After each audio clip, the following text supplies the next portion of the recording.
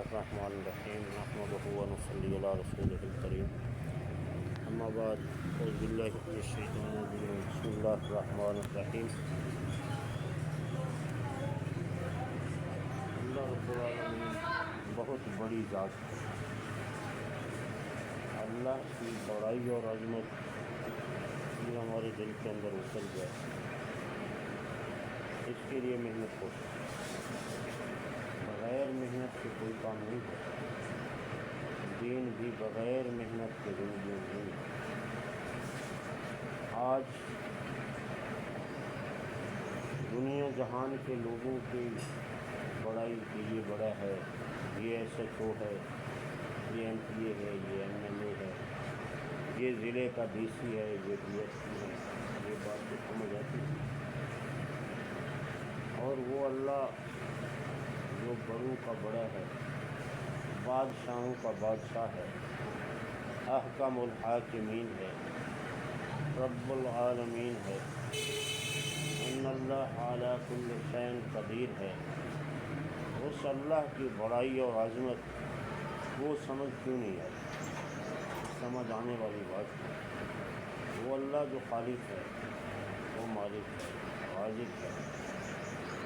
یہ بات میں کیوں عرض کر رہا ہوں کہ اللہ کی بڑائی اور عظمت سمجھ نہیں آ رہی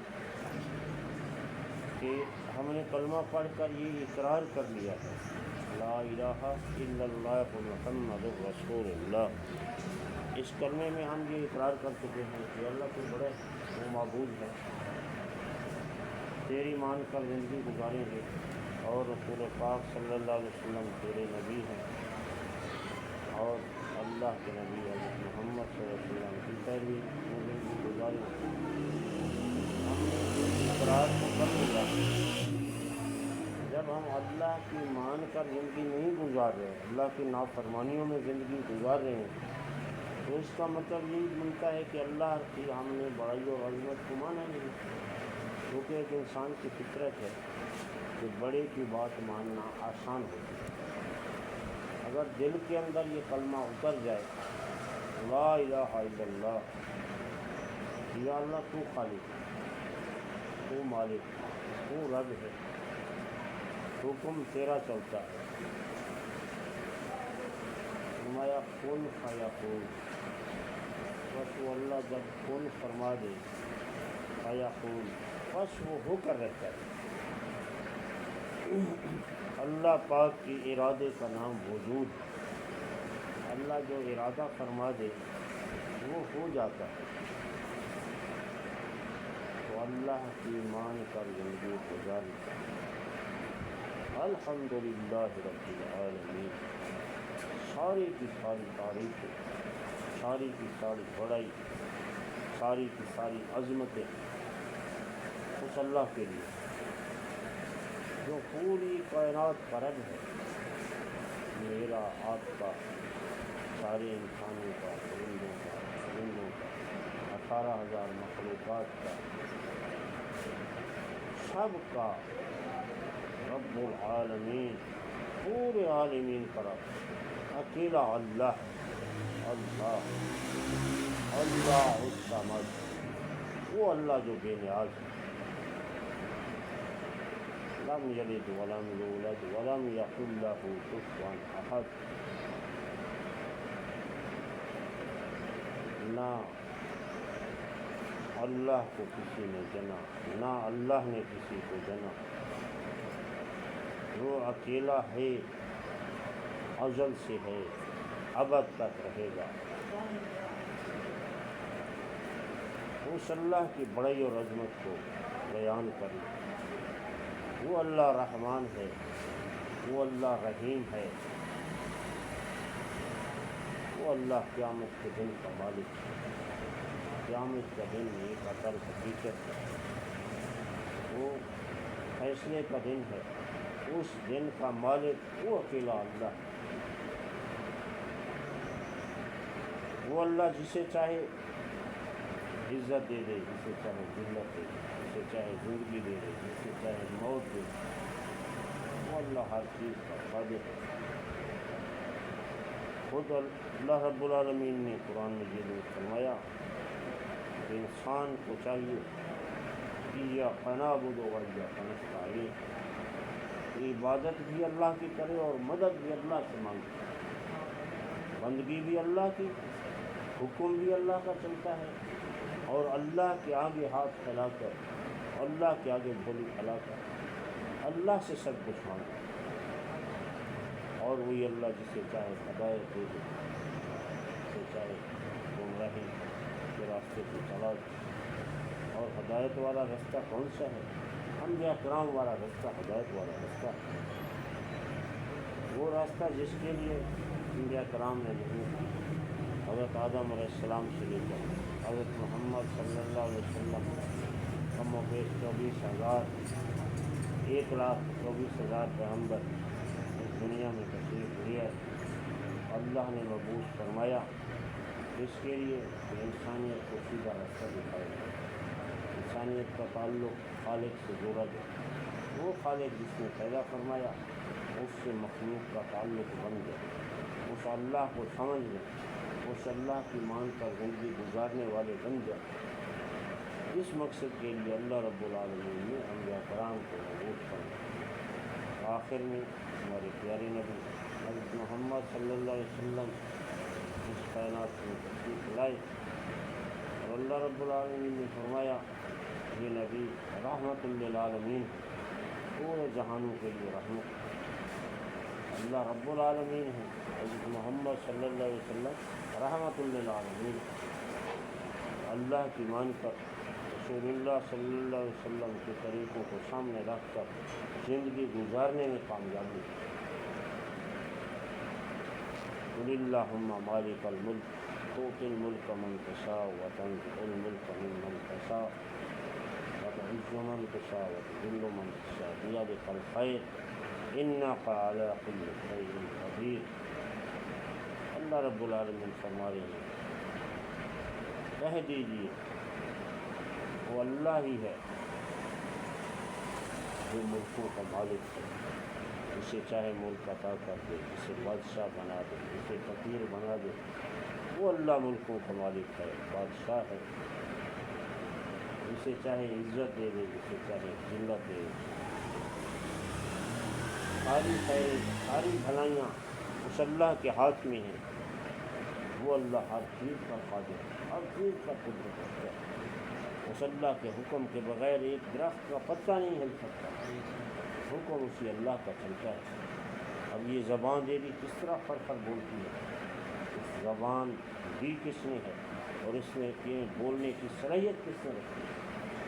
اللہ نے یہ زبان دی اور پھر زبان میں بولنے کی صلاحیت عطا کر دی، اللہ نے ناک دے دیا اور اس میں سونگنے کی صلاحیت عطا کر دی، اللہ نے کان دے دیے اور کان میں سننے کی صلاحیت عطا کر دی، اللہ نے خوبصورت جسم دے دیا، ہاتھ دے دیا، پاؤں دے دیا، اس اللہ نے دل و دماغ دیا، سوچنے سمجھنے کی صلاحیت عطا کر دی، اچھے برے بھلے کا پتہ چل سکے، حق اور سچ اور باطل کا پتہ چل سکے، اللہ نے دل و دماغ دیا تاکہ انسان سمجھ سکے کہ میری کامیابی کس میں ہے، میری ناکامی کس میں ہے، میں کیسے کامیاب ہو جاؤں گا، تاکہ اللہ کے حکم کو انسان سمجھ سکے اور اللہ کے حکم کو سمجھ کر اس کے مطابق زندگی گزار سکے، تاکہ انسان کو یہ سمجھ آ جائے اور انسان اس سمجھ کے مطابق اللہ کو راضی کرے، رسول اللہ صلی اللہ علیہ وسلم کی اتباع کرے، تاکہ انسان کامیاب ہو جائے۔ ہر انسان یہ چاہتا ہے نا میں کامیاب ہو جاؤں، دنیا کا ہر انسان یہ چاہتا ہے میں کامیاب ہو جاؤں، ہر انسان کی یہ خواہش ہے کہ مجھے کامیابی ملے، اور اللہ رب العالمین جس نے کامیابی دینی ہے اس اللہ کی چاہت بھی یہی ہے کہ میرا بندہ کامیاب ہو جائے۔ لیکن کامیابی کے لیے چاہت کیا ہے؟ فرمایا زندگی دو طرح کی ہے، ایک رب چاہی زندگی ہے، ایک من چاہی زندگی ہے۔ جس نے اپنی من چاہی زندگی چھوڑ کر رب چاہی زندگی اختیار کر لی وہ کامیاب ہے، اور جس نے رب کی چاہت والی زندگی کو چھوڑ دیا اور من کی چاہت والی زندگی گزارنا شروع کر دی وہ ناکام ہو گیا۔ تو اللہ کی چاہت کو سامنے رکھیں، کہ میرا اللہ مجھ سے کیا چاہتا ہے، اللہ کی چاہت کو سامنے رکھ کر جو زندگی گزارے گا وہ کامیاب ہے، وہ خوشحال ہے، دنیا میں بھی کامیاب ہے، آخرت میں بھی کامیاب ہے۔ دین جو ہمیں ملا ہے یہ دنیا و آخرت میں دونوں جہانوں میں کامیابی کا ذریعہ ہے۔ یہ نہیں ہے کہ دین سے صرف آخرت میں کامیابی ملے گی، نہیں، ایسا نہیں۔ دین کے جو ضابطے ہیں، جو بھی دین کے مطابق زندگی گزارے گا وہ دنیا میں بھی کامیاب ہے اور آخرت میں بھی کامیاب ہے۔ دنیا میں بھی وہ پرسکون زندگی گزارے گا اور آخرت میں بھی وہ عیش و عشرت میں ہوگا، وہ جنت میں ہوگا، وہ کامیابی کے راستے پر ہوگا، اسے اعمال نامہ دائیں ہاتھ میں ملے گا، وہ بغیر حساب کتاب میں جنت میں چلا جائے گا۔ جو اللہ کی مان کر زندگی گزارے گا اور جو اللہ کی نافرمانی میں زندگی گزارے گا وہ دنیا میں بھی پریشان رہے گا اور آخرت میں بھی اس کا ٹھکانہ جہنم ہے۔ تو اللہ کی فرما برداری والی زندگی گزارنا یہ میری آپ کی ہر امتی کی ذمہ داری ہے۔ میں آپ بلکہ اس امت کا ہر فرد اللہ کی اطاعت میں آ جائے، رسول اللہ صلی اللہ علیہ وسلم کی پیروی میں آ جائے۔ اس کے لیے دعوت و تبلیغ کی محنت، بغیر محنت کے کوئی کام نہیں ہوتا۔ دعوت و تبلیغ کی محنت کے بغیر جو ہے دین زندگیوں میں نہیں آتا۔ تو اسی دعوت و تبلیغ کی محنت کے سلسلے میں جماعتوں کے ساتھ وقت لگانا ہے۔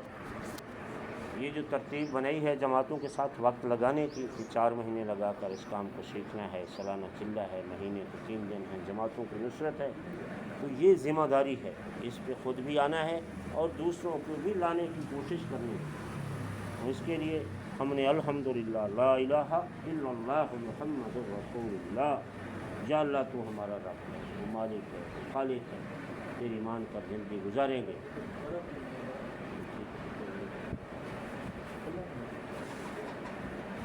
اللہ کی ماننے میں کامیابی ہے، اللہ کی مان کر زندگی گزارنے میں کامیابی ہے۔ کلمہ پڑھ کر جب یہ اقرار کر لیا کہ اللہ ہم تیرے حکم کے مطابق زندگی گزاریں گے، پھر احکامات میں سب سے پہلا حکم نماز کا ہے۔ نماز زندگیوں میں آ جائے، مؤذن 5 وقت اذان دیتا ہے، اللہ اکبر اللہ اکبر، اللہ سب سے بڑا ہے۔ کیا فرمایا کہ آ جاؤ نماز کی طرف، آ جاؤ فلاح کی طرف، کامیابی کی طرف۔ یعنی اللہ بہت بڑا ہے، اللہ پاک کی چاہت ہے کہ میرا بندہ کامیاب ہو جائے، اور کامیابی کے لیے اللہ نے نماز دی ہے۔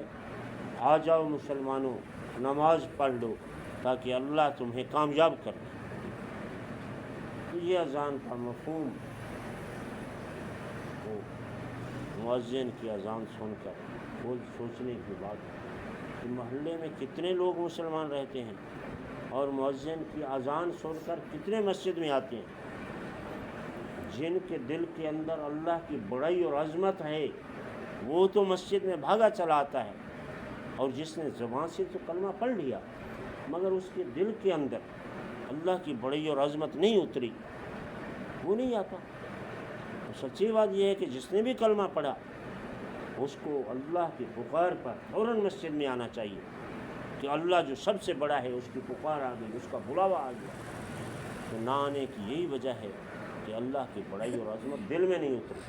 زبان سے تو اقرار کر لیا تو اللہ کی بڑائی اور عظمت دل میں کیسے اترے گی؟ اس کے لیے اللہ کی بڑائی اور عظمت کے بول بولنا پڑے گا، اللہ کی بڑائی اور عظمت کے بول سننا پڑے گا۔ یہ جماعتوں کے ساتھ نکلنے کا مقصد کیا ہے؟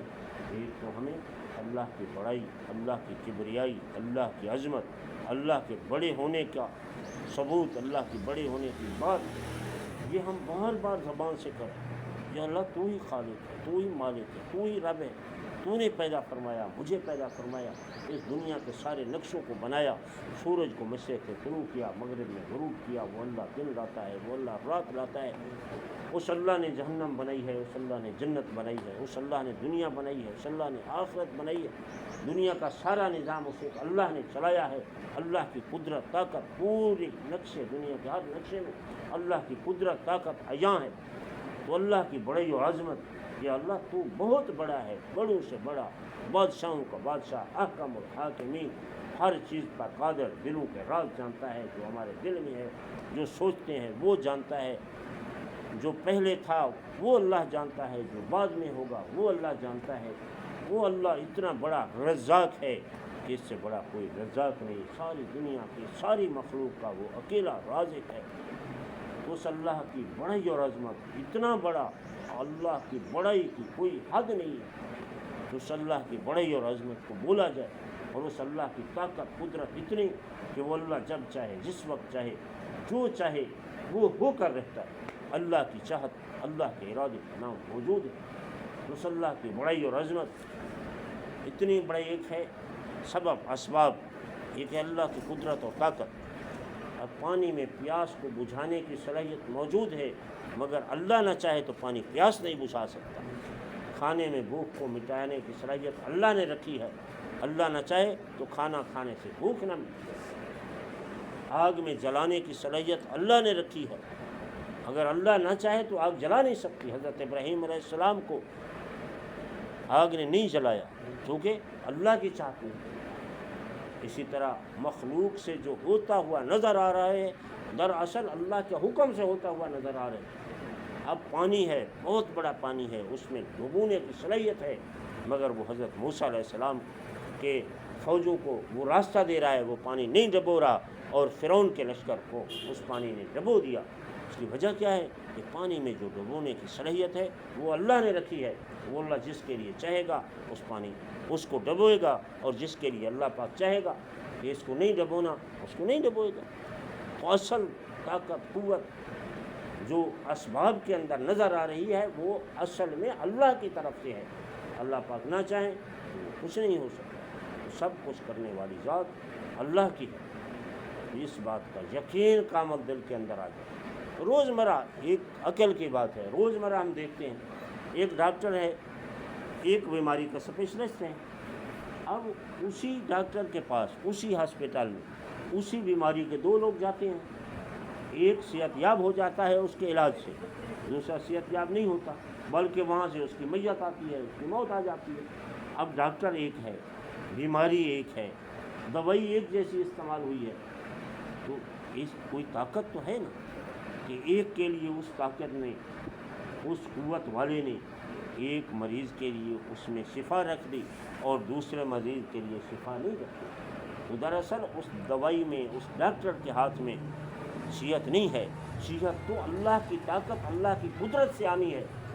جس کے لیے اللہ پاک چاہیں گے اس کو شفا ملے گی، اس کو صحت ملے گی، اور جس کے لیے اللہ پاک نہیں چاہیں گے تو اس ڈاکٹر کی دوائی اس کے لیے کوئی صحت مند نہیں ہے، اس کے لیے اثر نہیں کرے گی۔ تو یہ یقین کامل، سارا نظام اس اللہ کے قبضہ قدرت میں، سارے اسباب اس اللہ کے قبضہ قدرت میں، اللہ کے حکم کے بغیر کچھ نہیں ہوتا۔ اور فرمایا جو 5 وقت نمازوں کا اہتمام کرے گا وہ اللہ رب العالمین اپنی ذمہ داری سے اسے جنت عطا کر دیں گے۔ وہ اللہ کی ذمہ داری میں آ جاتا ہے۔ آج اگر کوئی بڑا کوئی ذمہ دار کسی کام کی ذمہ لے لے کہ یہ کام تو کر لے، آگے کی ذمہ داری میری ہے، تو انسان خوشی خوشی وہ کام کرتا ہے کہ ایم پی ایم این اے نے اس بات کی ذمہ داری اٹھا لی۔ وہ اللہ جو اتنا بڑا ہے، جو بادشاہوں کا بادشاہ ہے، وہ اللہ خود ذمہ داری اٹھا رہے ہیں کہ جو 5 وقت نماز کا اہتمام کرے گا میں اپنی ذمہ داری سے اسے جنت عطا کر دوں گا۔ گویا نماز کے ادا کرنے میں جنت کی ذمہ داری مل گئی، اور جسے جنت مل گئی کامیاب ہو گیا، گویا کامیابی کی ذمہ داری نماز میں۔ پھر نماز کا چھوڑ دینا یہ کتنے افسوس کی بات ہے، جس نماز کے ادا کرنے پہ اللہ رب العالمین ذمہ داری لے رہے ہیں کہ میں اپنی ذمہ داری کی جنت عطا کروں۔ تو ان نمازوں کا ہر حال میں اہتمام کرنا، ہر حال میں، نماز کسی حال میں نہ چھوڑیں۔ 5 وقت نماز تو ہر حال میں اہتمام کرنا ہے، تہجد ہے، اشراق ہے، دیگر نمازیں ہیں اللہ کو راضی کرنے کے لیے پڑھنی چاہیے۔ خود بھی 5 وقت نماز کا اہتمام کرنا اور پھر دوسروں کو بھی نماز پہ لانا۔ فرمایا جو 5 وقت نماز کا اہتمام کرے گا اللہ رب العالمین اسے بہت سارے انعامات سے نوازیں گے، جن میں 5 انعام بڑے مشہور اور بڑے اہم ہیں، جن میں پہلا انعام کیا ملے گا؟ دنیا میں اللہ پاک اس کی رزق کی تنگی دور کر دیں گے۔ آج دیکھتے ہیں ہر شخص جو ہے وہ رزق کی تنگی کے بارے میں پریشان ہے، وسائل والا ہے وہ بھی پریشان ہے، غریب ہے وہ بھی پریشان ہے، مہنگائی کا رونا رو رہا ہے۔ اس کی وجہ کیا ہے؟ جس کے پاس وسائل ہیں اس میں بھی بے برکتی ہے، وہ بھی رونا رو رہا ہے، جس کے پاس وسائل نہیں ہیں وہ بھی پریشان ہے۔ اس کی وجہ یہ ہے کہ نمازوں میں سستی ہے، نمازوں کا اہتمام نہیں ہے، کیونکہ اللہ رب العالمین نے روزی کی تنگی کا علاج، روزی کی فراوانی تو نماز میں رکھی ہے۔ ہم نماز پڑھتے نہیں ہیں اور روزی کی تنگی کا رونا روتے ہیں۔ اب نمازوں کا اہتمام کریں گے، اللہ پاک روزے کی تنگی اپنے خزانہ غیب سے روزے کی تنگی ختم کر دیں گے، روزے کی فراوانی ملے گی۔ کیا ہے؟ نمازوں کا ہر حال میں اہتمام کرنا۔ اور اللہ رب العالمین دوسرا انعام کیا کریں گے؟ قبر کا عذاب ہٹا دیں گے۔ موت برحق ہے، اٹل حقیقت ہے۔ فرمایا زندگی دو طرح کی ہے، ایک دنیا کی زندگی ہے اور دوسری آخرت کی زندگی ہے۔ دنیا کی زندگی فانی زندگی، ختم ہونے والی زندگی ہے، اخروی زندگی لا فانی ہے، بالکل اس زندگی نے کبھی ختم نہیں ہونا، جو مرنے کے بعد وہ زندگی شروع ہونی ہے۔ تو اس زندگی کی پہلی گھاٹی قبر ہے۔ فرمایا جو نمازوں کا اہتمام کرے گا، اللہ کو راضی کرے گا، تو اس کی پہلی گھاٹی جو قبر ہے، قبر میں اس کو آسانی ملے گی، قبر کا عذاب جو ہے وہ ہٹا دیا جائے۔ علی رضی اللہ عنہ کا قول ہے کہ قبر کے متعلق کہ قبر کوئی عام چیز نہیں ہے، یا تو جہنم کے گڑھوں کا میں سے ایک گڑھا ہے یا جنت کے باغوں میں سے ایک باغ ہے قبر۔ تو قبر کا عذاب جو ہے اس شخص سے ہٹ جاتا ہے، وہ شخص نمازوں کا اہتمام کرتا ہے۔ اور پھر تیسرا انعام کیا ملے گا؟ پل صراط سے بجلی کی طرح گزر جائے گا جو نمازوں کا اہتمام کرے گا۔ فرمایا پل صراط کا راستہ بھی کوئی آسان راستہ نہیں ہے، وہ نمازوں کی برکت سے ہی وہ راستہ تلاش ہوگا۔ اور چوتھا انعام کیا ملے گا؟ کہ اعمال نامہ دائیں ہاتھ میں ملے گا۔ فرمایا قیامت کے دن جس کو اعمال نامہ دائیں ہاتھ میں مل گیا، وہ خوشی سے ہنستا مسکراتا ہوا لوگوں کے سامنے اعلان کرتا پھرے گا، دیکھو میں کامیاب ہو گیا، میں کامیاب ہو گیا، مجھے میرا اعمال نامہ دائیں ہاتھ میں مل گیا۔ گویا جنت کا اسے ٹکٹ مل گیا، کامیابی کا ٹکٹ مل گیا۔ تو یہ دائیں ہاتھ میں اعمال نامے کا ملنا یہ بہت بڑی کامیابی ہوگی۔ اور یہ اعمال نامہ دائیں ہاتھ میں کس کو ملے گا؟ جو 5 وقت نمازوں کا اہتمام کرے۔ اور پھر 5واں انعام جو 5 وقت نماز کا اہتمام کرے گا، 5واں انعام یہ کہ اللہ رب العالمین بغیر حساب کتاب کے اسے جنت عطا کر دیں گے۔ جنت کا مل جانا ہی تو اصل کامیابی ہے۔ اور ویسے بھی اللہ کا سامنے اگر حساب لینے پہ اللہ آئیں تو کون ہے جو اللہ کو حساب دے سکتے؟ اللہ نے جو اتنے بے شمار نعمتوں سے نوازا ہے، وہ اللہ کی کسی ایک نعمت کا اتنا شکر ادا نہیں کر سکتے جتنی اللہ نے نعمتیں دی ہیں۔ اور پھر ہماری زندگی اتنے گناہوں میں دلدل میں پھنسی ہوئی ہے تو اللہ کو حساب کیسے دے؟ اچھی بات یہ ہے کہ ہم کامیابی چاہتے ہیں اور کامیابی کے لیے اللہ سے یہ امید رکھتے ہیں کہ وہ اللہ ہم سے حساب نہیں لے گا، اپنی رحمت، اپنے غفور الرحیم، اپنے رحمان اور رحیم ہونے کے صدقے سے ہمیں معاف کر دے گا اور ہمیں بغیر حساب کتاب کے جنت عطا کر دے گا، بغیر حساب کتاب کے ہمیں جہنم سے نجات دے دے گا۔ تو بغیر حساب کتاب کے جنت کا مل جانا یہ کیسے ممکن ہے؟ اس کے لیے 5 وقت نماز کا اہتمام ضروری ہے۔ جو 5 وقت نماز کا اہتمام کرے گا اسے اللہ رب العالمین جو انعامات سے نوازیں گے، اس میں ایک انعام یہ بھی ہے کہ بغیر حساب کتاب کے اللہ رب العالمین اسے جنت عطا کر دیں گے۔ اس کے لیے نمازوں کا ہر حال میں اہتمام کرنا، ہر حال میں، کسی حال میں بھی نماز میری یاد نہیں ہو اور نمازیں زندہ ہو جائیں۔ میری زندگی میں 5 وقت نمازیں آ جائیں، آپ کی زندگی میں 5 وقت نمازیں آ جائیں، تو اس کے لیے دعوت و تبلیغ کی محنت ہے۔ جب دعوت و تبلیغ کی محنت ہوگی پھر نمازوں کو ادا کرنا آسان ہوگا۔ آج دعوت تبلیغ کی محنت نہ ہونے کی وجہ سے نمازیں قضا ہو جاتی ہیں، میری بھی کوئی نماز قضا نہ ہو، آپ سب کی بھی کوئی نماز قضا نہ ہو، بلکہ ہر مسلمان کی کوئی نماز قضا نہ ہو اور جو مسلمان نہیں ہیں وہ کلمے پہ آ جائیں اور ان کی نمازیں بھی قضا نہ ہو جائیں۔ تو ہماری سوچ عالمی ہو، ہم عالمی نبی کی عالمی امت ہیں، تو ہماری سوچ عالمی ہو کہ میرا کام صرف میرا کام نہیں ہے، عبادات کرنا، اللہ کو راضی کرنا، صرف میں نے اللہ کو راضی نہیں کرنا، میں نے تو اللہ کو راضی کرنا ہی کرنا ہے، بلکہ میرے ذمہ یہ ہے کہ میں نے اس امت کے ہر فرد کو اس بات پر لانا ہے کہ امت کا ہر فرد اللہ کو راضی کرنے والا بن جائے۔ اس مقصد کے لیے زندگی گزارنا، یہ اعلیٰ مقصد، اس اعلیٰ مقصد کے لیے انبیاء کرام تشریف لاتے تھے۔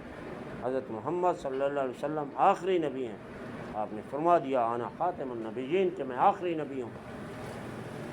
تو آخری نبی کی آخری امت ہونے کے ناطے اب یہ ذمہ داری، یہ میری آپ کی اس امت کے ہر فرد کی ذمہ داری ہے کہ آخری نبی کی آخری امت ہونے کی وجہ سے جو کام ذمہ لگا ہے اس کام کو کرنا ہے، اس کام کو سیکھنا بھی ہے۔ سیکھنے کے لیے 4 مہینے نا، اور اتنا علم حاصل کرنا کہ ہمیں ہر چیز کا پتہ چل جائے، دینی علوم حاصل کرنا۔ صبح اٹھنا ہے، اٹھ کر کیا کرنا ہے؟ تہجد کی نماز پڑھنی ہے، کیونکہ تہجد کی نماز پڑھنے سے اللہ پاک اپنی رضا نصیب کرتے ہیں۔ صبح کی 2 سنتیں اور 2 فرض ادا کرنے ہیں۔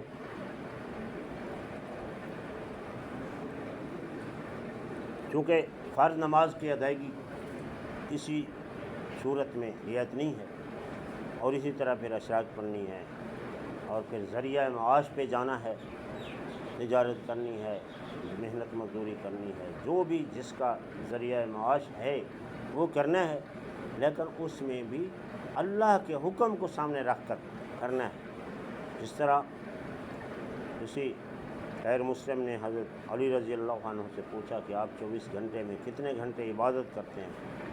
تو آپ رضی اللہ عنہ نے فرمایا ہم تو 24 گھنٹے عبادت کرتے ہیں۔ تو اس غیر مسلم نے پوچھا وہ کیسے ممکن ہے؟ آپ کی ضروریات ہیں، آپ ذریعہ معاش ہیں، دیگر ضروریات ہیں، تقاضے ہیں دنیا کے، 24 گھنٹے عبادت کیسے کر لیتے ہیں؟ تو آپ رضی اللہ عنہ نے فرمایا ہم 24 گھنٹے کی زندگی میں ہر وہ عمل کرتے ہیں جو اللہ کا حکم ہے، اور ہر عمل کو اللہ کا حکم سمجھ کر اور رسول اللہ صلی اللہ علیہ وسلم کے طریقے کے مطابق کرتے ہیں۔ اس لیے ہمارا ہر عمل عبادت بن جاتا ہے۔ تو اس لیے ہم 24 گھنٹے اللہ کی عبادت میں ہیں، اللہ کو راضی کرنے کی فکر میں لگے رہے۔ تو اس لیے اتنا علم حاصل کرنا کہ 24 گھنٹے کی زندگی میں ہمیں یہ پتہ چل جائے کس وقت میرے رب کا حکم کیا ہے اور کس وقت میرے رسول اللہ صلی اللہ علیہ وسلم کا طریقہ کیا ہے۔ اس کو سیکھنا ضروری ہے۔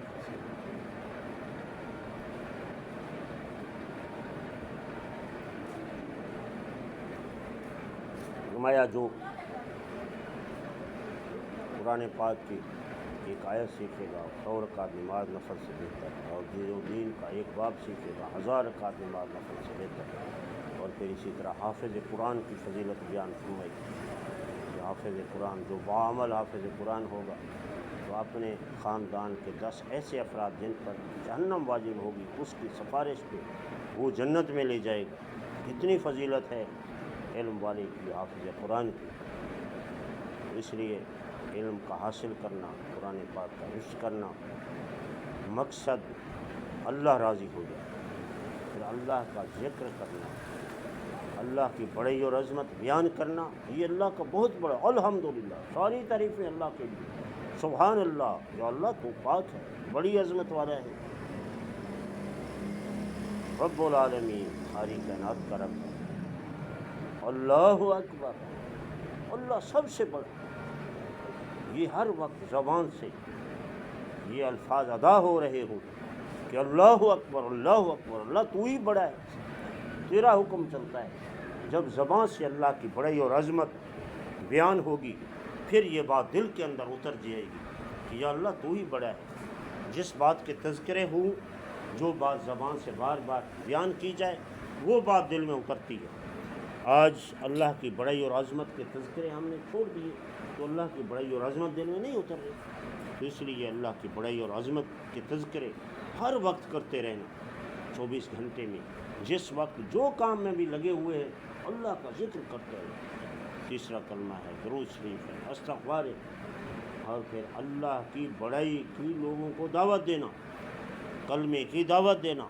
کلمہ ہے اللہ کی بڑائی اور عظمت، لا الہ الا اللہ، اللہ کے بغیر کوئی الہ نہیں، کوئی معبود نہیں، کوئی مدد نہیں کر سکتا، کوئی خالق نہیں، کوئی مالک نہیں، کوئی رازق نہیں، کسی کا حکم نہیں چلتا سوائے اللہ کے، لا الہ الا اللہ، کوئی نہیں ہے سوائے اللہ کے، بگڑی کوئی نہیں بنا سکتا، حالات کو ٹھیک کوئی نہیں کر سکتا سوائے اللہ۔ تو اللہ کی بڑائی اور عظمت یہ دل کے اندر اتر جائے، اللہ کا ذکر یہ ہر وقت زباں پہ ہو، یا اللہ تو ہم سے راضی ہو، یا اللہ تیری بڑائی اور عظمت کو مانتے ہیں، یا اللہ تیرا ہی حکم چلتا ہے، یا اللہ تو ہمیں کفار پہ غلبہ دے دے۔ خود اللہ رب العالمین فرما رہی ہیں تم اگر کامل مومن ہوئے تو پھر خلافت تمہارا حق ہے، کافر مغلوب ہوں گے۔ آج وجہ کیا ہے؟ خلافت کا نظام نہیں ہے، اس کی وجہ ہمارا کامل مومن نہیں ہے، ہمارا جو ہم نے کلمہ پڑھا ہم کلمے کے مطابق زندگی نہیں گزار رہے۔ اگر ہم کلمے کے مطابق زندگی گزارنے والے بن جائیں تو جو کلمے کے مقاصد ہیں، جو کلمے کا اصول اور ضوابط ہیں، اس کے مطابق دنیا میں غلبہ مسلمانوں کا ہوگا۔ اللہ پاک کا ضابطہ اور اصول دیں گے کہ خلافت تمہیں دیں گے، کفار پہ غلبہ تمہارا ہوگا۔ تو آج ہماری زندگی کلمے پہ آ جائے، کلمے والی زندگی گزارنے والے بن جائیں۔ بس خود سوچنے کی بات ہے کہ کتنے فیصد مسلمان نمازی ہیں؟ اب خود مسلمان نمازی بنیں گے، اللہ کو راضی کرنے والے بنیں گے، کلمے کی دعوت دیں گے، کفار بھی کلمے میں آنا شروع ہو جائیں گے۔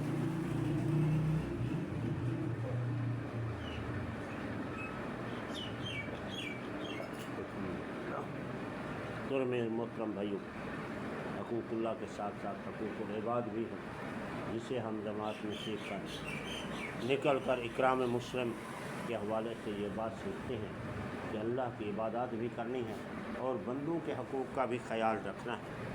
بندوں کے حقوق کیا ہیں؟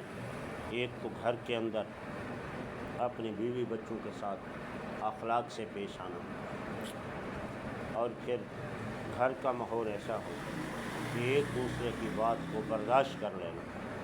انہیں گھروں میں ہمیشہ لڑائی جھگڑے زیادہ ہوتے ہیں جو دوسرے کی بات کو برداشت نہیں کرتے۔ جو دوسرے کی بات کو برداشت کر لیتے ہیں تو اس برداشت پہ ایک تو اللہ پاک اجر عطا کرتے ہیں، دوسرا گھر میں لڑائی جھگڑے فسادات نہیں ہوتے، دوسرے کی بات کو برداشت کر لینا۔ ہمسایوں کے ساتھ تنازع جھگڑا کس کا ہوتا ہے؟ جو دوسرے کی بات کو برداشت نہیں کرتا۔ تو اس لیے جو شخص جہاں بھی، اب ایسا نہ ہو کہ فرمایا کہ ایک شخص جہاں پہ موجود ہے تو لوگ اس کی آمد کی انتظار کریں اور اس کے جانے پہ دکھ کا احساس ہو، یہ شخص اچھا تھا۔ پڑوسی جو ہے ہمسایہ، وہ دعا مانگے کہ یہ ہمارا اچھا ہمسایہ ہے۔ ایسا نہ ہو کہ پڑوسی اس سے تنگ ہو اور جہاں بیٹھا ہو لوگ اس سے تنگ ہو کہ کسی طریقے یہ چلا جائے، یہ ہمارا جی چھوڑ جائے، ایسا نہ ہو، بلکہ آپ کے اخلاق ایسے ہوں کہ لوگ آپ سے ملنے کو ترسیں، آپ کا اتنا اخلاق اچھا ہو۔ اور اچھے اخلاق کی علامات میں کیا ہے؟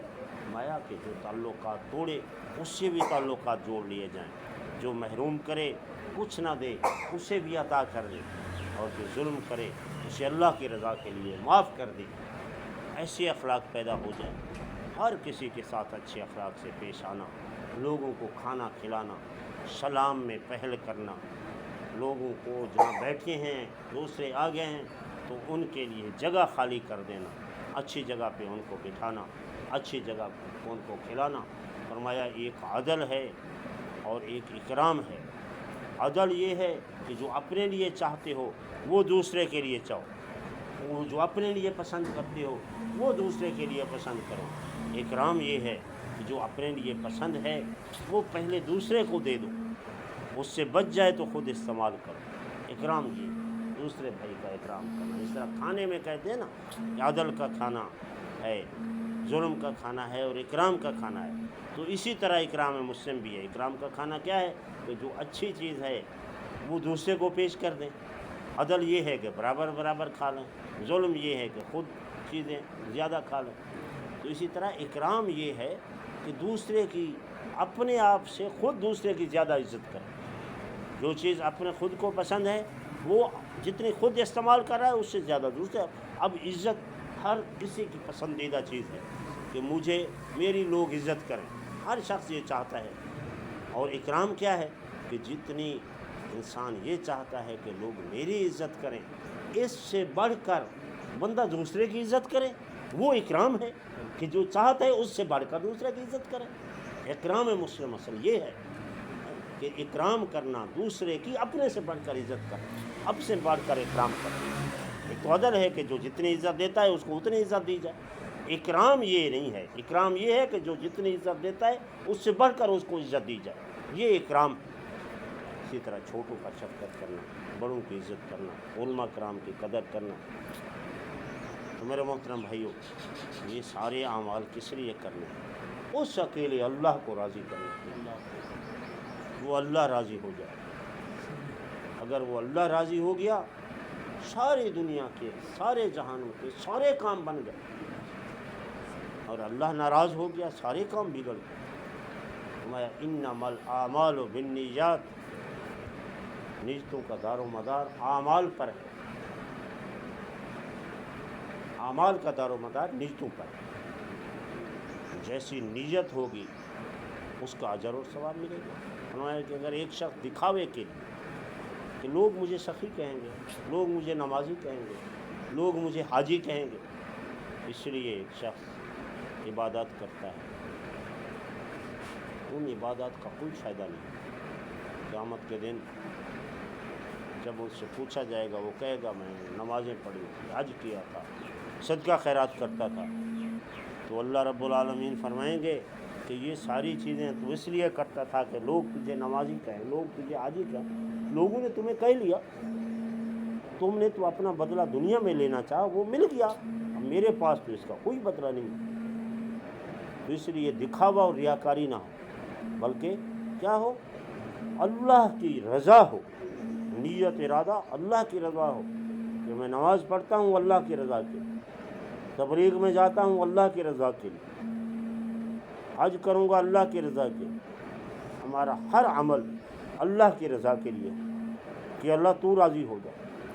کسی کو کھانا کھلانا ہے، بنانا ہے، یہاں تک کہ اگر کھجور کا ایک دانہ بھی صدقہ کیا ہے، نیت ارادہ یہ ہو کہ یا اللہ تو نے دیا ہے، تیرے راستے میں تیری رضا کے لیے خرچ کر رہا ہوں. جب یہ نیت ارادہ ہوگا پھر اللہ پاک اس چیز پہ قدرت رکھتے ہیں، طاقت رکھتے ہیں کہ وہ اس ایک دانہ کھجور کا خرچہ کر جو اللہ کے راستے میں صدقہ کیا، اس کا اجر اللہ پاک بڑھا چڑھا کر ایسا جیسا احد پہاڑ جتنا صدقہ سونا صدقہ کرنے کا اجر اور ثواب دے دے.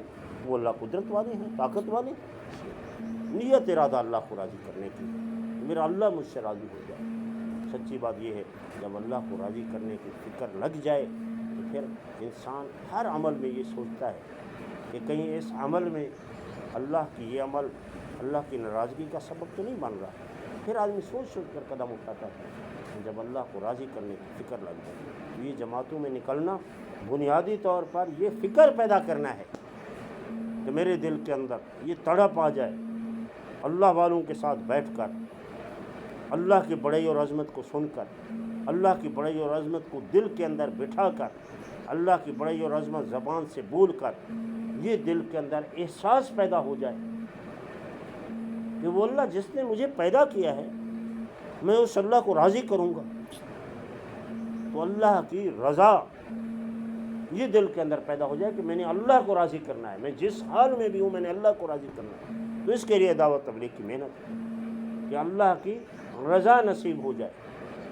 نیت ارادہ یہ پختہ ہو جائے کہ یا اللہ تو مجھ سے راضی ہو جا، یا اللہ تیری رضا میں چاہتا ہوں. اور جس کو اللہ کی رضا مل گئی وہی تو کامیاب. تو اسی اللہ کی رضا کے لیے اب دیکھیں دین اللہ کو بہت محبوب ہے. ایسے نہیں، اس دین کے لیے آپ صلی اللہ علیہ وسلم دو جہاں کے نبی ہیں. آپ جیسا کوئی نبی نہیں، آپ جیسی کوئی ہستی نہیں. خود اللہ رب العالمین فرما رہے ہیں کہ اگر میں نے اپنے محبوب کو یہاں دنیا میں بھیجنا نہ ہوتا تو یہ دنیا کے جو سارے نقشے ہیں یہ پیدا نہ کرتا. اتنا محبوب نبی، اتنا اعلیٰ و عرفہ نبی جس کی کوئی مثال نہیں ہے، اتنا اللہ کا پسندیدہ نبی. تو آپ بھی دین کے لیے قربانیاں دے رہے ہیں،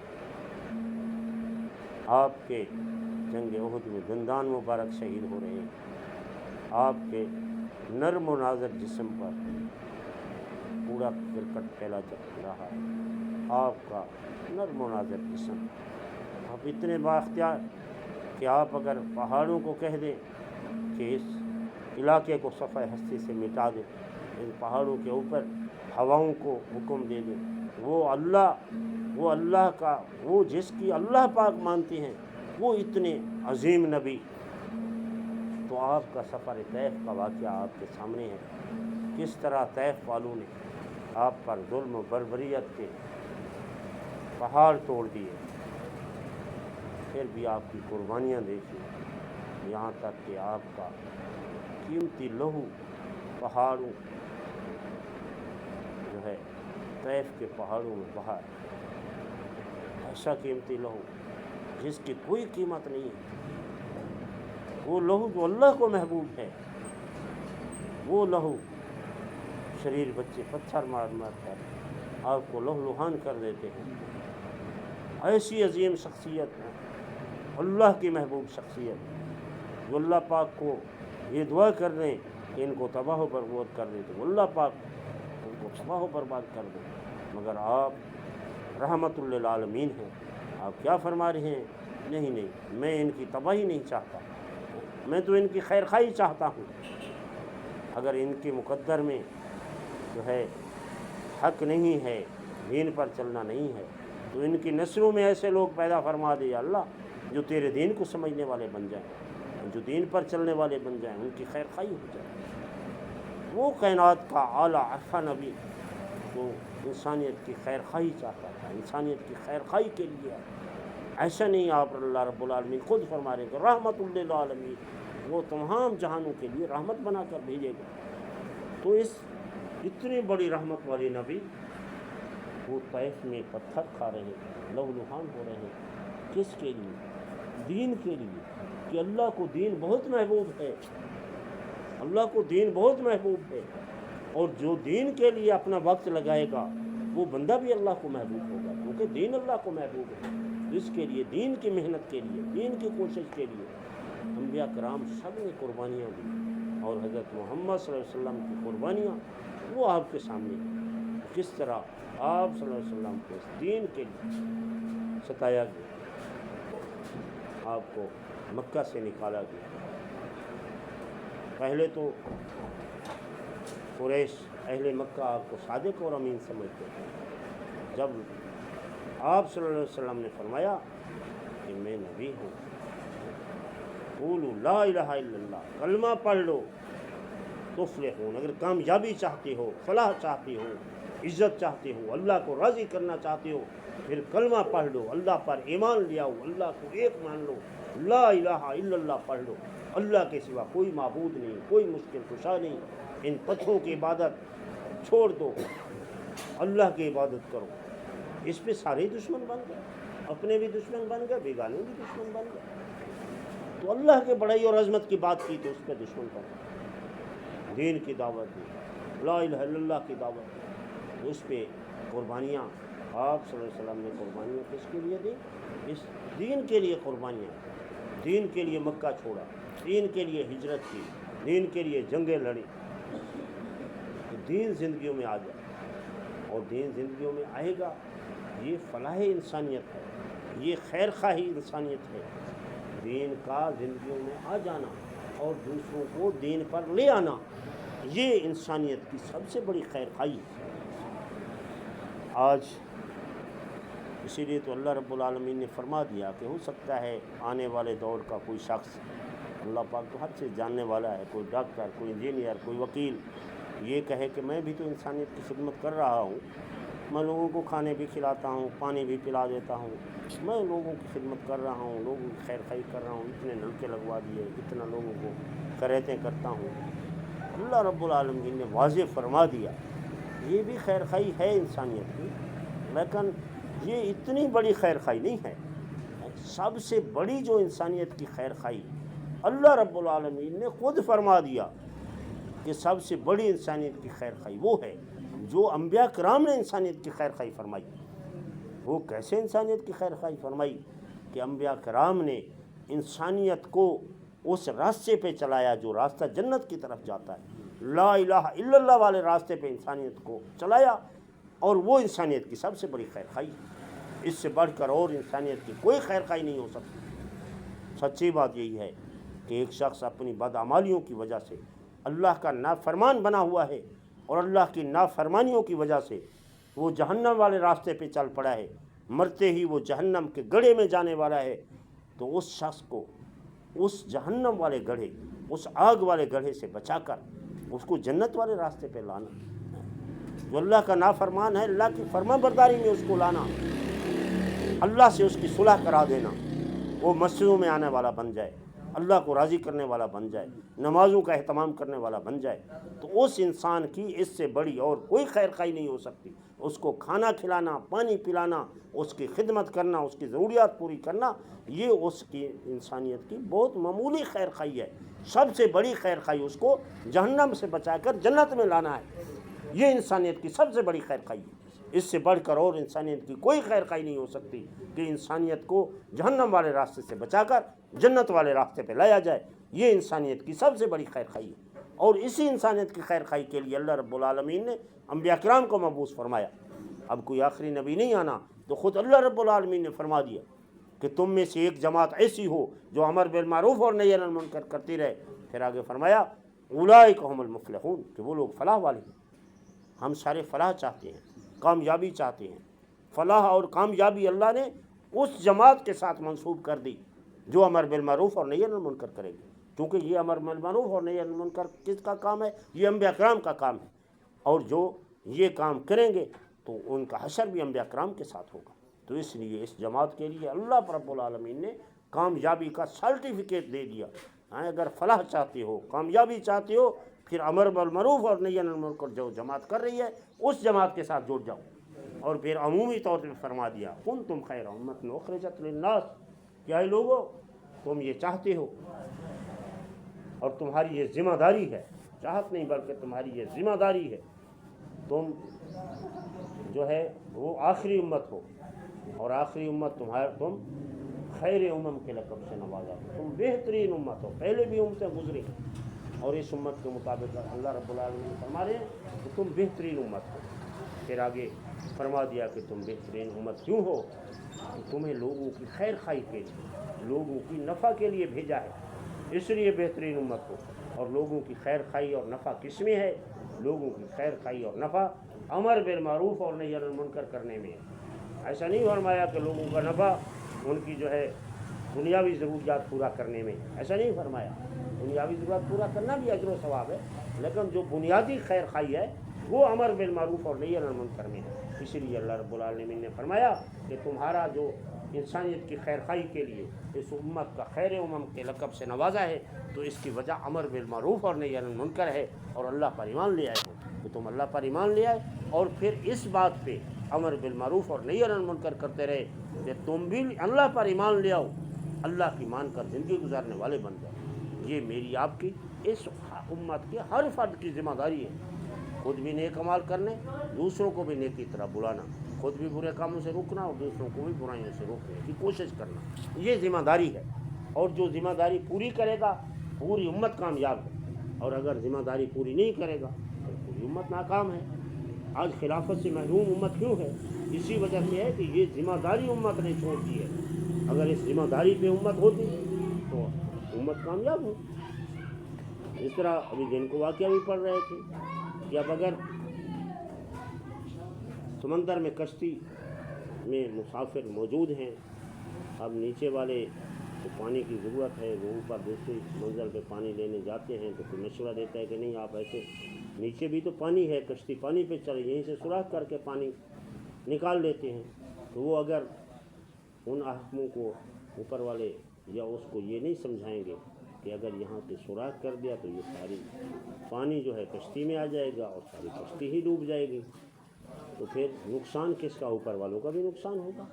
تو اس لیے یہ بات سمجھانا ضروری ہے، صرف اپنی جنت کی، اپنی کامیابی کی فکر کرنا یہ ہماری ذمہ داری نہیں ہے، بلکہ یہ ذمہ داری تو ہے ہی کہ ہم نے اللہ کو راضی کرنا ہے، اپنی جنت کی، اپنی کامیابی کی فکر کرنی ہے، لیکن اس کے ساتھ یہ ذمہ داری بھی ہے کہ ہم نے دوسروں کی جنت کی فکر کرنی ہے، دوسروں کی کامیابی کی فکر کرنی ہے، اور ویسے بھی اللہ اس سے راضی ہوتا ہے جو اللہ کی بڑائی اور عظمت کو بیان کرتا ہے اور خود بھی بیان کرتا ہے اور دوسروں کو بھی اللہ کی بڑائی اور عظمت بیان کرنے پر قائل کرتا ہے۔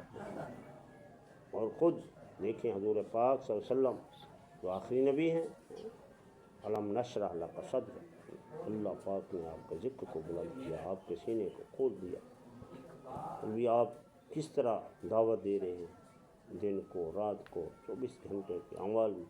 اب رات کو ایک جگہ پہ روشنائی دکھائی دے تو رات کے اندھیرے میں وہاں دعوت کے لیے چلے گئے، تو کسی صحابی نے کہہ دیا کہ رات کی اندھیری رات ہے، صبح چلیں گے وہاں پہ دعوت دینے کے لیے۔ تو آپ صلی اللہ علیہ وسلم نے فرمایا کوئی قافلہ ہو اور بحر کا ہو، ابھی تو رات کو قیام کیا ہے، اگر صبح وقتی وہ چلا جائے اور دعوت سے رہ جائے تو پھر اللہ کو کیا جواب دے؟ یعنی کہ راتوں کو بھی کہیں سے پتہ چلا کہ یہاں قافلہ موجود ہے تو صبح کا انتظار نہیں کیا کہ صبح جا کر دعوت دیں گے، بلکہ رات کو ہی ان کے پاس پہنچ گیا دعوت کے لیے۔ تو یہ دعوت دینا، اللہ کی بڑائی اور عظمت کے لوگوں کو دعوت دینا کہ اللہ تو بڑا ہے، کیا اللہ تو ہم سے راضی ہو جا، اللہ کی رضا کے لیے محنت کوشش کرنا، یہ انبیاء کرام کی سنت، ہر نبی کی سنت۔ خود یہ جو گشت کرتے ہیں، لوگوں کو اللہ کی طرف بلاتے ہیں، یہ ہر نبی کی سنت ہے، ہر نبی کی سنت۔ اور حضرت محمد صلی اللہ علیہ وسلم کے خود اپنی ذمہ داری سمجھتے ہوئے لوگوں کے پاس چل کر جانا، لا الہ الا اللہ کی دعوت دینا، اللہ کی بڑی رحمت کی دعوت دینا، تو یہ ذمہ داری۔ اب یہ انبیاء کرام والا کام ہے، یہ میرا کام نہیں ہے، یہ انبیاء کرام والا کام ہے۔ جس طرح ابھی بھائی پہلے بھی فرما رہے تھے کہ یہ بات دیکھی جائے کہ دعوت دینے والا کون ہے، اس بات کو نہ دیکھا جائے بلکہ اس کو دیکھا جائے کہ دعوت کس کی دی جا رہی ہے، پکار کس کی۔ اب مؤذن اذان دیتا ہے، کس کی طرف پکارتا ہے، یہ کوئی نہ دیکھے کہ اذان دینے والا کون ہے، بلکہ یہ دیکھا جائے کہ اذان میں الفاظ کیا استعمال ہو رہے ہیں اور ان الفاظ کا مطلب کیا ہے۔ اذان میں اللہ اکبر، اللہ کی بڑائی اور عظمت بیان ہو رہی ہے، اور پھر مؤذن کیا ہے، اللہ کی بڑائی اور عظمت بیان کر کے اللہ کی طرف لوگوں کو بلا رہا ہے، آ جاؤ کامیابی نماز میں ہے، کامیابی کی طرف آؤ، فلاح کی طرف آؤ، عزت والے راستے کی طرف آ جاؤ۔ تو اس لیے اللہ کی بڑائی اور عظمت کا اقرار بھی کرنا، لوگوں کو اللہ کی بڑائی اور عظمت پہ لانا، اور اللہ رب العالمین اتنی بڑی ذات، آپ کی بڑائی اور عظمت کی کوئی حد نہیں ہے۔ دل کے اندر یہ اقرار ہو کہ ہماری چھوٹائی کی، ہماری کمزوری کی، ہماری بے بسی کی کوئی انتہا نہیں ہے۔ ایک سانس لیا ہے، دوسرا سانس آتا ہے یا نہیں آتا، ہمیں کوئی اس بات کا یقین نہیں ہے۔ ہم ہاتھ پاؤں اللہ کے حکم کے بغیر ہلا نہیں سکتے، زبان اللہ کے حکم کے بغیر چلا نہیں سکتے۔ ہم کمزور ہیں، بے بس ہیں، لاچار ہیں، مجبور ہیں۔ اس طرح ایک جگہ پہ میں پڑھ رہا تھا کہ انسان بے بس، لاچار، مجبور اتنا ہے کہ رات کو نیند میں خوابوں میں بھی ڈر جاتا ہے، اور دلیر اتنا بنتا ہے کہ اس اللہ کی نافرمانی کرتا ہے جس اللہ نے پیدا فرمایا، جس اللہ نے ساری نعمتیں دے دی، جو رب ہے، جو رزق دیتا ہے، جو خالق ہے، جو جس کی کبریائی اور عظمت اور بڑائی کی کوئی حد نہیں ہے۔ وہ رحمان ہے، وہ رحیم ہے، وہ قدرت والا ہے، وہ انتقام لینے والا ہے۔ اس اللہ کی بڑائی اور عظمت، اللہ کا خوف ڈر دل کے اندر موجود ہو اور اللہ سے امید دل کے اندر موجود ہو۔ اللہ کا ڈر اور خوف یہ ہو کہ اللہ کے ڈر اور خوف سے اللہ کی نافرمانی والے اعمال چھوٹ جائیں، اور اللہ سے امید یہ ہو کہ اللہ پاک اپنی رحمت کے صدقے سے، اللہ پاک اپنی رحمت کے صدقے سے ہمیں معاف فرما دیں گے۔ خود اللہ رب العالمین فرما رہے ہیں کہ اگر تم یہ چاہتے ہو، کامیابی چاہتے ہو، نمازوں کا اہتمام کرو، اللہ پر ایمان لے آؤ، اللہ کے فرشتوں پر ایمان لے آؤ، اور نمازوں کا اہتمام کرنا ہر حال میں ضروری ہے، زکوٰۃ ادا کرنا ہے، لوگوں کی ضروریات کا خیال رکھنا ہے۔ تو اس کے لیے خود صحابہ کرام رضوان اللہ علیہم اجمعین کے واقعات آپ کے سامنے ہیں، کس طرح آپ صحابہ کرام رضوان اللہ علیہم اجمعین نے زندگی گزاری، کس کے لیے کہ اللہ پاک راضی ہو جائے۔ کوئی حضرت ابوبکر صدیق رضی اللہ عنہ فرما رہی ہیں، کاش میں کوئی درخت ہوتا کاٹ دیا جاتا، کوئی تنکا ہوتا، تو اللہ کا ڈر اور خوف کہ اللہ کے سامنے جواب دہی نہ ہو، اللہ کے سامنے پیش ہونا ہے۔ حضرت عمر فاروق رضی اللہ عنہ کے حالات، حالانکہ آپ کے حالات، آپ اتنے اللہ پاک، آپ دین کے معاملے میں اتنے سخت تھے، حالانکہ اور خود حضور پاک صلی اللہ علیہ وسلم نے فرمایا کہ اگر میرے بعد کوئی نبی ہوتا تو عمر ہوتا، اتنی شان اور عظمت والے۔ ایک دفعہ ایک واقعہ جو ہے فیصلے عدل کے حوالے سے ہے کہ ایک حضور پاک صلی اللہ علیہ وسلم کے پاس دو شخص جاتے ہیں، تو ایک ظاہراً مسلمان کہلواتا ہے، دوسرا یہودی۔ تو جب دونوں کا موقف آپ صلی اللہ علیہ وسلم نے سنا تو وہ آپ نے فیصلہ جو ہے وہ یہودی کے حق میں کر دیا۔ تو بظاہر مسلمان تھا لیکن وہ منافق تھا، تو وہ چونکہ حق پہ نہیں تھا تو آپ نے حق کا فیصلہ فرما دیا اور اس یہودی کے حق میں فیصلہ فرما دیا۔ تو واپسی جانے لگے تو اس منافق نے کہا کہ عمر کے پاس چلتے ہیں، وہ اچھے فیصلے کرتا ہے، اس کے پاس چلتے ہیں، ان سے فیصلہ کرواتے ہیں۔ تو اس یہودی نے کہا کہ تو ہی تو مجھے اپنے نبی کے پاس لایا تھا، تو اب آپ کے نبی نے جو فیصلہ کر دیا ہے تو تجھے ماننا چاہیے، وہ فیصلہ کیوں نہیں مانتا؟ اس نے میری حق میں کیا ہے، آپ کا نبی ہے، مجھے یقین تھا کہ وہ سچا نبی ہے، میں نے بے شک کلمہ نہیں پڑھا، وہ فیصلہ اگر مجھے پتہ تھا کہ اس نے حق سچ کا فیصلہ کرنا ہے، اسی لیے میں نے تو آپ کی بات مان لی، آپ کے نبی کے پاس چلا آیا کہ فیصلہ جو بھی کرے گا مجھے منظور ہے، اور اس نے حق سچ کا فیصلہ آپ نے فرمایا اور وہ میرے حق میں ہے، تو اب آپ کو دوسری جگہ لے جانے کی ضرورت نہیں ہے۔ تو اس منافق نے اصرار کیا، نہیں عمر کے پاس چلتے ہیں۔ تو اس نے کہا چلو چلتے ہیں۔ حضرت عمر رضی اللہ عنہ کے پاس گئے تو اس منافق نے اپنا حال سنایا کہ یہ معاملہ ہے، اس طرح کا معاملہ ہے، تو ہم آپ کے پاس آئے ہیں، یہ یہودی ہے، میں مسلمان ہوں، تو اس مال پہ جو بھی فیصلہ تھا میرا حق ہے، اور یہ ہمارا تنازع ہے، اس کا آپ جو عادل ہیں آپ فیصلہ فرما دیں۔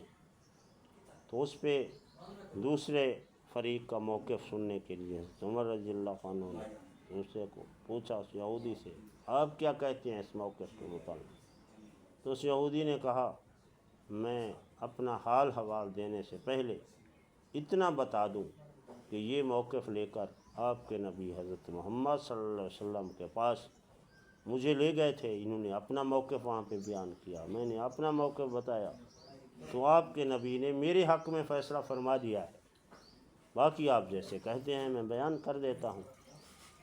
تو حضرت عمر رضی اللہ عنہ کے چہرے پہ غصے کے آثار نمایاں ہوں، اور اس منافق سے پوچھا کہ جس طرح یہ کہہ رہا ہے ٹھیک کہہ رہا ہے، آپ حضرت محمد صلی اللہ علیہ وسلم کے پاس گئے ہیں، وہاں سے فیصلہ ان کے حق میں ہوا ہے؟ اس نے تسلیم کیا، ہاں ایسا ہوا ہے، لیکن میں آپ کو بڑا منصف سمجھتا ہوں، میں تو آپ کے پاس آیا ہوں۔ اس نے کہا چلو پھر ٹھہر، جو مجھے میرے نبی سے بڑا منصف، بڑا عادل سمجھے تو اس کا فیصلہ پھر میں کر دیتا ہوں۔ گھر گئے، گھر سے تلوار اٹھائی اور اس منافق کا سر قلم کر دیا، اور پھر فرمایا کہ میرے نبی سے جو مجھے بڑا منصف سمجھے گا اس کے لیے پھر میرا فیصلہ یہ ہے کہ میرے نبی کے فیصلے پہ کوئی معترض ہو اور وہ یہ سمجھے کہ حضرت عمر اس کے حق میں فیصلہ کرے۔ بڑا شور و وویلا ہوا ہے کہ حضرت عمر نے قتل کر دیا حضور قاسم کے پاس۔ اللہ پاک کی طرف سے وہی نازل ہے، منافقین جو آپ کے فیصلے کو نہیں مانتے وہ ان کی سزا یہی ہے۔ عمر نے درست فیصلہ فرمایا۔ اصل ہے اللہ کو ماننا، اللہ کی ماننا اور رسول اللہ کی اطاعت کرنا۔ صحابہ کرام کو عظمت ملی اسی وجہ سے کہ آپ نے اللہ کی مانی اور رسول اللہ کی اطاعت کی، اور آج بھی 1400 سال بعد بھی جو اللہ کی مان کر زندگی گزارے گا، رسول اللہ صلی اللہ علیہ وسلم کی اتباع میں زندگی گزارے گا، صحابہ رضوان اللہ علیہم اجمعین کی طرز پر چلے گا، تو وہ کامیاب، اسے دنیا میں بھی سرخروئی عزت ملے گی، اور جو آپ کی اتباع نہیں کرے گا وہ ناکام ہوگا۔ اصل ہے اللہ کی مان کر زندگی گزارنا، اور اللہ کی مان کر زندگی گزارنے میں ہی کامیابی ہے، خدمت خلق میں کامیابی ہے۔ عمر رضی اللہ عنہ کا واقعہ دوسرا جو عموماً آپ پڑھتے رہتے ہیں کہ آپ گشت فرما رہے تھے، جہاں تک کہ ایک جگہ پہ گئے خیمہ میں، تو ایک بدو جو ہے نا وہ پریشان بیٹھا تھا، اس سے پوچھا کیا ہے؟ اس نے کہا جو ہے میرا گھر بچہ پیدا ہونے والا ہے، اس لیے خیمہ میں آواز ہے۔ تو آپ نے پوچھا کہ کوئی ہے ساتھ عورت؟ آپ نے کہا کوئی نہیں ہے، تو کھانے کو بھی کچھ نہیں ہے۔ تو آپ فوراً گھر آئے، بیت المال سے چیزیں لیں، اور پھر اپنی اہلیہ کو ساتھ لیا۔ وقت کا بادشاہ ہے، خلیفۃ المسلمین ہے، گشت کر رہا ہے، اپنی بیگم کو ساتھ لے جا رہا ہے، اور جو سودا طلب تھے، اسباب تھے، جو ضروریات کی چیزیں تھیں، وہ بیت المال سے لیں، اور اس بدو کے پاس خیمہ میں پہنچ گیا اس کی خدمت کے لیے، یہاں تک کہ اس کی بیوی نے، عمر رضی اللہ عنہ کی بیوی نے خیمہ سے آواز دے کر کہی کہ اپنے دوست اس بدو کو اطلاع دے دیجیے، اے امیر المومنین، کہ اللہ نے آپ کو بیٹے کی نعمت سے نوازا ہے۔ تو وہ بدو پریشان ہونے لگا کہ امیر المومنین، خلیفۃ المسلمین، اور میرے پاس، تو یہ ان کی خدمات تھی، یہ ان کے لوگوں کے ساتھ رویے تھے۔ اب ہم بھی انہی کے نام لیوا ہیں۔ وہی کلمہ جو صحابہ کرام رضوان اللہ علیہم اجمعین نے پڑھا تھا، لا الہ الا اللہ محمد رسول اللہ، وہی کلمہ ہم نے ہی پڑھا ہے۔ تو انہوں نے کلمے کے مطابق زندگی گزاری، کلمے کو سمجھا، کلمے کے اصول اور ضابطے کو سمجھا، کلمے کے مقاصد کو سمجھا، اور اس کے مطابق زندگی گزاری۔ اب ہم بھی اگر کلمے کے پر یقین کامل آ جائے، جو زبان سے اقرار کیا، یہ بات دل کے اندر اتر جائے، لا الہ الا اللہ، اللہ تو بڑا ہے، اب یہ بات دل کے اندر اتر جائے، تو پھر بڑے کی بات ماننا آسان ہے۔ تو اللہ کی مان کر زندگی گزارنے والے بن جائے۔ جب اللہ کی بات مان کر زندگی گزارنے والے بنیں گے تو دنیا میں بھی کامیابی اور آخرت میں بھی کامیابی۔ اور یہ دعوت تبلیغ والا راستہ، یہ دین کی محنت والا راستہ، یہ معمولی راستہ نہیں، اس پہ انبیاء کرام کے خون لگے ہیں، اور جو بھی اس راستے پر چلے گا اللہ پاک اسے انعامات سے نوازے گا۔ اور کئی جو ہے نا اس سلسلے میں اللہ کے راستے میں چلنے میں کئی کارگزاریاں کہ کس طرح اللہ پاک نے لوگوں کو نوازا۔ تو اس کے لیے ہے وقت کا لگانا، 4 مہینے لگا کر اس کام کو سیکھنا، اور جو ہے اللہ والوں نے تو اس کام پہ زندگیاں لگا دی، اور آج کل بزرگ تقاضا فرما رہے ہیں کہ 4 مہینے لگا کر اس کام کو سیکھنا ہے، پھر سالانہ چلہ جماعتوں کی نصرت، 3 دن ماہانہ شب جمعہ کا جوڑ، اپنے مقام پہ 5 اعمال کرنا۔ بلکہ آج کل تو بزرگ یہ تقاضا کر رہے ہیں کہ ہر سال 4 مہینے تہائی زندگی بنتی ہے، تو ہر سال 4 مہینے کا ارادہ فرمائیں، یعنی کہ ہر سال 4 مہینے تہائی زندگی، 2 حصے زندگی گھر میں، تیسرا حصہ زندگی اللہ کے راستے میں۔ مر تو جانا ہے، پانی زندگی ہے، زندگی گزر رہی ہے، ہر لحظہ زندگی ختم ہونے والی ہے۔ جب زندگی نے ختم ہو جانا ہے تو کیوں نہ یہ زندگی اللہ کے راستے میں لگ جائے، ہماری صلاحیتیں اللہ کے راستے میں لگ جائیں۔ دنیا میں، دنیا کے کاموں میں تو صلاحیتیں لگ رہی ہیں، یہ زبان دنیا کی باتیں جھوٹ بول کر، تو یہ زبان سے ہم الفاظ ادا روز کرتے ہیں، تو اس زبان سے اللہ کی بڑائی اور عظمت کیوں نہ بیان ہو جائے، اس زبان سے ہم اللہ کو راضی کرنے والے کیوں نہ بن جائیں، اس زبان سے ذکر و عبادت کر کے اللہ کو راضی کیوں نہ کر لیں۔ صلاحیتیں تو اللہ نے دی ہیں، وقت گزرتا جا رہا ہے۔ اب دیکھیں خود ہر آدمی جو جس عمر میں بھی ہے سوچ لے پچھلی زندگی کیسے گزری ہے، خواب کی طرح زندگی گزر گئی، تو اب آنے والی زندگی کے متعلق خود سوچ لے کہ اب ان قریب موت آنی ہے۔ وہ 50 سال کی زندگی میں آئے، 20 سال کی زندگی میں آئے، 80 سال کی یا 100 سال زندگی، زیادہ سے زیادہ 50-60 سال جو ہماری اوسط عمر ہے، تو مرنا ہے۔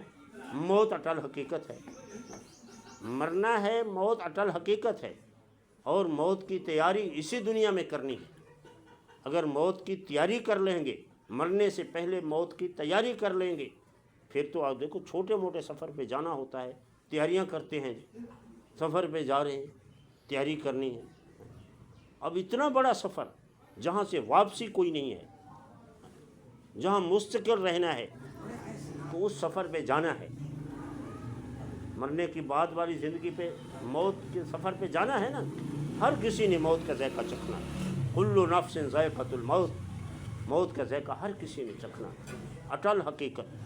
تو پھر مرنے سے پہلے موت کی تیاری بھی ضروری ہے۔ موت کی تیاری کیسے ہے کہ مرنے کے بعد 3 سوال ہوں گے، ان کا جواب یہاں سے تیار کر کے جانے ہیں۔ تو ان کے جواب کیسے تیار ہوں گے؟ جب اللہ کے حکم کے مطابق زندگی گزاریں گے۔ جب سوال ہوگا من ربوں کا، تیرا رب کون ہے، رب کی بات مان کر زندگی گزاری ہوگی تو بتائیں گے میرا رب اللہ ہے۔ دین کیا ہے؟ دین اسلام ہے، دین کے مطابق زندگی گزاری ہوگی۔ نبی کون ہے؟ محمد رسول اللہ۔ اب اللہ کے حکم کو مانا ہوگا، رسول اللہ صلی اللہ علیہ وسلم کے طریقوں کے مطابق زندگی گزاری ہوگی، پھر ان سوالوں کا جواب دینا آسان ہوگا۔ اس کے لیے میری آپ کی بلکہ سارے عالم کے سارے انسانوں کی زندگیوں میں اللہ کے احکامات اور رسول اللہ صلی اللہ علیہ وسلم کے طریقے آ جائیں۔ اس کے لیے محنت کوشش ہے، اس کے لیے کون جتنا وقت لگا سکتا ہے، تو اس کے لیے مقامی کام جو ہے، ایک اپنی مسجد کا گشت ہے، دوسری مسجد کا گشت ہے، مسجد کی تعلیم ہے، گھر کی تعلیم ہے، اور ماہانہ سے روزہ ہے، روزانہ کا مشورہ ہے۔ اب دیکھو دنیا جہان کے اور مشورہ بھی تو روزانہ کرتے ہیں، تو دین کا مشورہ روزانہ ہو جائے۔ کون کون ارادہ کرتا ہے کہ گھر کے 5 جو اپنے مقام کے 5 اعمال ہیں ان کے اوپر میں عمل کروں گا؟ کون کون بھائی ارادہ کرتا ہے؟ ایک تو ماہانہ سے روزہ ہر حال میں لگانا ہے، دوسرا جو مقامی کام ہے کہ روزانہ کم از کم 2.5 گھنٹے، عصر سے عشاء کے بعد تک 2.5 گھنٹے ہو جاتے، صبح دن کو اپنا کام کریں، عصر سے عشاء تک کر لیں، صبح کو 2-3 گھنٹے دے سکتے ہیں، جس وقت جو آسانی سے جتنا وقت جو شخص دے سکتا ہے، نیت ارادہ کر لے کہ میں اتنے 2.5 گھنٹے تو ہر حال میں اللہ کو دے رہا ہوں، یعنی کہ اس کے لیے ساتھیوں کو ملنا، دعوت دینا، اللہ کی بڑائی اور عظمت کو بیان کرنا۔ ویسے تو 24 گھنٹے بیان کرنا ہے، تو 2.5 گھنٹے کم از کم فکس کرنا۔ اور پھر مہینے کا سروزہ بھی ہر شخص ارادہ کر لے کہ میں مہینے کا سروزہ لگاؤں گا۔ تو اس لیے مقام کے اوپر کام کرنا یہ بہت ضروری ہے، اور اپنی مساجد کو آباد کرنا، گھروں کو آباد کرنا، گھر کے اندر تعلیم کرنا، گھر کے ہر فرد کو اس بات کی دعوت دینا۔ اور جب دعوت کم از کم فرماتے ہیں کہ اگر 25 دفعہ بھی ایک شخص دے، یعنی کہ 25 آدمیوں کو دعوت دے، یا 25 جگہ پہ دعوت دے، یعنی کہ 25 مرتبہ جب بار بار اللہ کی بڑائی اور عظمت کو بولے گا، دوسرے لوگوں پر جتنا اثر پڑے اور بات ہے، اس کے دل کے اندر ضرور اثر ہوگا کہ میں اللہ بہت بڑا ہے، اور اللہ کی بڑائی اور عظمت دل کے اندر اترے گی تو پھر اللہ کی بات ماننا آسان ہے۔ اب دیکھیں جی، نظام قدرت تو چل رہا ہے، اللہ پاک سارا نظام چلا رہے ہیں، اور جب اللہ پاک نظام چلا رہے ہیں تو پھر اللہ کا نظام ہی چلنا ہے۔ اکثر کہا کرتا ہوں کہ ایک دفعہ اچانک ساتھی آ گئے، بیرون کے ساتھی تھے، بھی چلیں جی سروزے کی جماعت بنی ہوئی ہے، آپ چلیں جی۔ ابھی وہ دنیاوی معاملات تھے، گھر کے معاملات تھے۔ جب چلنے لگا میں نے کہا بستر بناؤ، تو گھر والوں نے کہا جی یہ معاملہ ہے، یہ معاملہ ہے، آپ 3 دن جا رہے ہیں، کیسے گزرے گی؟ میں نے کہا سوچو ذرا، اگر اسرائیل آ جائے، وہ کہے جی چلو جی آپ کا سفر آخرت شروع ہے، پھر بھی تو یہ سارے دنیا کے معاملات چلتے رہیں گے نا، دنیا کے نظام تھوڑے رک جانے ہیں، یہ تو اللہ کے حکم سے چلنے ہیں، ہم تو فانی ہیں، چلے جانا ہے، نظام اللہ نے چلانا ہے، گھر کا نظام بھی اللہ نے چلانا ہے، ملک کا نظام بھی اللہ چلانا ہے، ملکوں کا نظام بھی اللہ نے چلانا ہے، پوری کائنات کا نظام صلی اللہ رب العالمین نے چلانا ہے، وہ اللہ چلا رہے ہیں، ازل سے چلا رہے ہیں، ابد تک وہ چلاتے رہیں گے۔ تو اس اللہ کے نظام چلانا میں ہم آپ کون ہیں؟ ہم تو مطلب ایک حصہ ہیں، آج ہیں کل نہیں ہوں گے۔ کتنے لوگ آئے چلے گئے، ہم نے بھی چلا جانا ہے، اب جانا ہے تو اس انداز میں جائیں کہ جانے کے بعد فرمایا کہ قبر جو ہے وہ روزانہ آواز دیتی ہے کہ سوچ سمجھ کر آنا، میں تنہائی کا گھر ہوں، اکیلے پن کا گھر ہوں، مجھ میں بچھو بھی ہیں، سانپ بھی ہیں، اور میں بڑی اندھیری کوٹھڑی ہوں، یہ روزانہ آواز دیتی ہے۔ فرمایا کہ اگر گنہگار آئے گا تو اس کی پسلیوں کو آپس میں ایسے رگڑ دوں گی، اور اگر نیک اعمال والا آئے گا، اللہ کی فرما برداری والا آئے گا، تو پھر اس کے لیے وہ قبر کھل جائے گی۔ قبر گویا جو ہے وہ جس طرح جنت کا باغ ہوتا ہے، وہ اس طرح وہ قبر اس کے لیے اس طرح بن جائے گی، جنت کے باغ کی طرح۔ تو اس لیے موت اٹل حقیقت اور موت کی تیاری ضروری ہے، اور اللہ کی مان کا زندگی گزارنے میں کامیابی ہے کہ اپنی من چاہی زندگی چھوڑ کر رب چاہی زندگی گزار لیں۔ زندگی فرمایا دو طرح کی ہے نا، ایک ہے اپنی مرضی والی زندگی، ایک ہے اللہ رب العالمین کی مرضی والی زندگی۔ اللہ رب العالمین کی مرضی والی زندگی کون سی ہے؟ کہ اللہ رب العالمین جب جس وقت جو چاہتے ہیں اس کو سامنے رکھ کر زندگی گزارا جائے۔ اپنی من چاہت والی زندگی کون سی ہے؟ جس وقت جو چاہا وہ ویسے زندگی گزارنا۔ اب کھانے پینے میں اپنی چاہت کا خیال رکھنا نہیں، کھانے پینے میں کیا ہے؟ اللہ کی چاہت کا خیال رکھنا کہ اللہ پاک کیا چاہتی ہیں۔ نعمتیں تو اللہ نے ساری دے دی ہیں، لیکن اس کو کھانا کس ترتیب سے ہے؟ جس ترتیب سے اللہ رب العالمین فرما رہے ہیں، اللہ کی چاہت ہے۔ نہیں دوسروں کو بھی کھلاؤ، خود بھی کھاؤ، دوسروں کو بھی کھلاؤ، اللہ کا حکم ہے، تم اس کے مطابق کھائیں۔ اور ہر امر میں اللہ کو، اب کھانا پینا خود اللہ رب العالمین فرمائے کھاؤ اور پیو، کھانے پینے میں بھی اللہ کے امر، اللہ کے حکم کو سامنے رکھ کر کہ اللہ نے حکم فرمایا تو اللہ کے حکم کو سامنے رکھ کر کھا پی رہے ہیں۔ سفر کرو، سفر کرنے کا حکم ہے، دین کے لیے سفر کرو، تجارت کے لیے بھی سفر کرو تو اللہ کے حکم کو سامنے رکھ کر۔ خود حضور پاک صلی اللہ علیہ وسلم نے تجارت کے لیے بھی سفر فرمایا، دین کے لیے بھی سفر فرمایا۔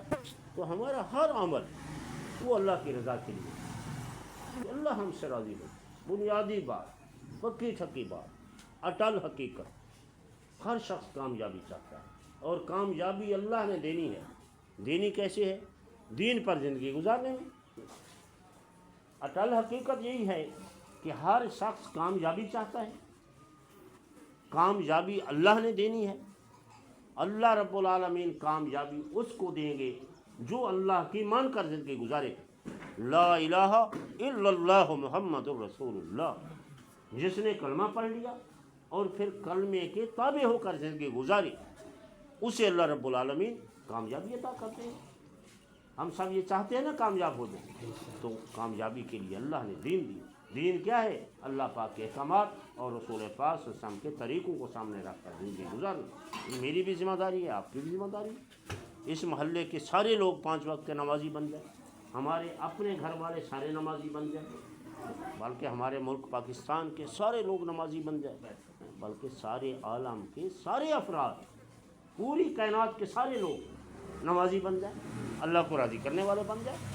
عالمی نبی کی عالمی امت ہونے کے ناطے ہماری یہ سوچ و فکر ہو کہ اللہ رب العالمین ہم سے راضی ہو جائے، پوری کائنات کے سارے انسانوں سے راضی ہو جائے، ساری کائنات کے سارے لوگ دین پر زندگی گزارنے والے بن جائیں۔